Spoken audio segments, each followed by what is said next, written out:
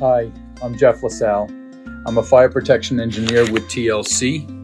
I'm here in downtown Lancaster, Pennsylvania at the site of Lancaster General Hospital, which is a part of the Penn Medicine Group.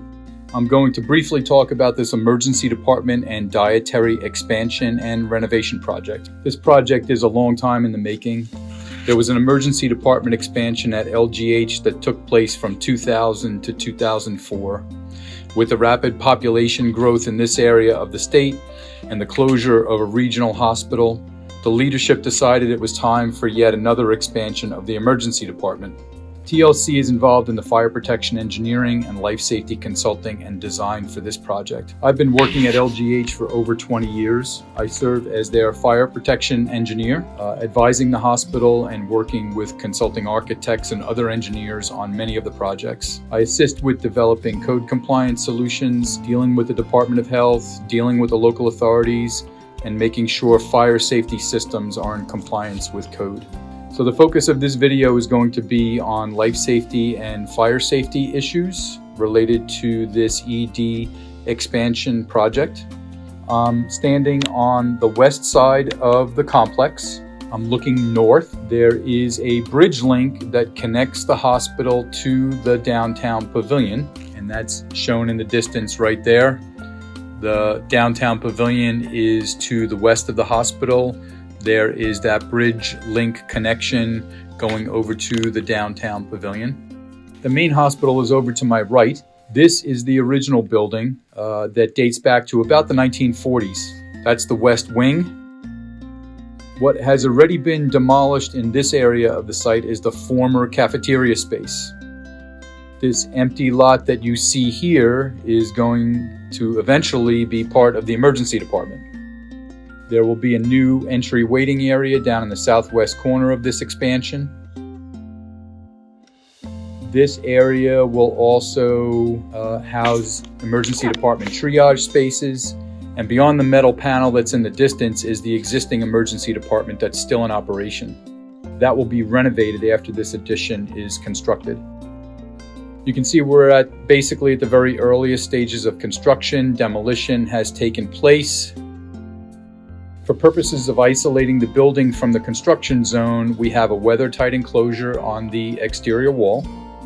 Those metal panels are insulated for weather protection. And we have rated construction beyond that to provide a fire barrier between the construction zone and the occupied sections of the building. In terms of dealing with any building under construction, particularly a hospital, construction areas are very problematic. A lot of hot work takes place. If there are going to be fire scenarios or other kinds of safety incidents, construction areas tend to be the worst offenders, if you will. So we want to protect the occupants of the building from anything that might occur in the construction area. That's why we have that rated assembly. Another major issue for us is the loss of exits in this area. There were several exits that came out of this side of the building. There was a monumental stair right where the camera's focused now. That is gone. There was a ground floor exit beyond where that crane is. That's now closed off. The ED entrance was right where the camera is facing now. That has been removed, and there's a new temporary ED intake on the other side of the building. I'm going to show you some of the work that's being done inside the building. In addition to the ED expansion, there's a dietary expansion. The cafeteria and kitchen used to be down here on the ground floor level. Those are being relocated up to the first floor of the building. This is level 1 of the building, where former offices and some healthcare spaces have been demolished to make way for a new dining area and kitchen space. So you can see this area has essentially been gutted. That's the exterior wall to the left. You can see we're basically down to steel here, which is unprotected right now and will need to be protected.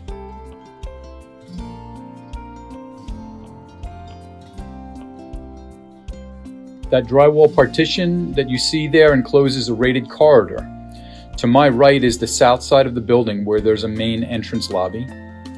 We needed to maintain the connection between that entrance area and the rest of the hospital, so that's what this enclosure is for. Obviously, you can see the whole area is gutted. It's a construction zone. We needed to maintain a protected corridor space for visitors and staff. This is a 1-hour corridor separating the construction area from the occupied parts of the building.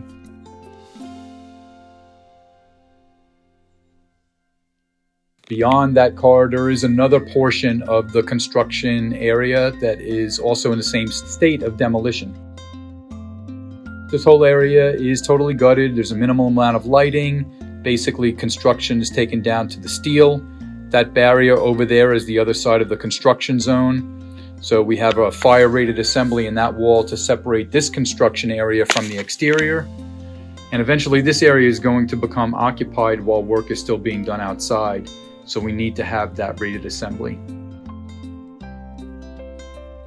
We've essentially gutted the entire sprinkler system in this area as well due to the renovation. So in lieu of that, heat detectors are installed on 50-foot spacing to provide detection of any fire incident that might occur in the construction area to notify emergency response personnel, staff on site, and then obviously to call the fire department. And there's one of the heat detectors up there in the beam pocket that you can see.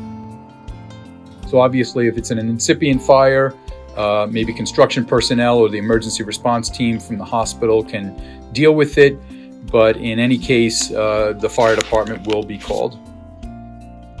So this is a brief overview of one of our projects that will be going on for several years. Maybe we will have a follow-up next year and you can see the progress. Enjoy the rest of your day.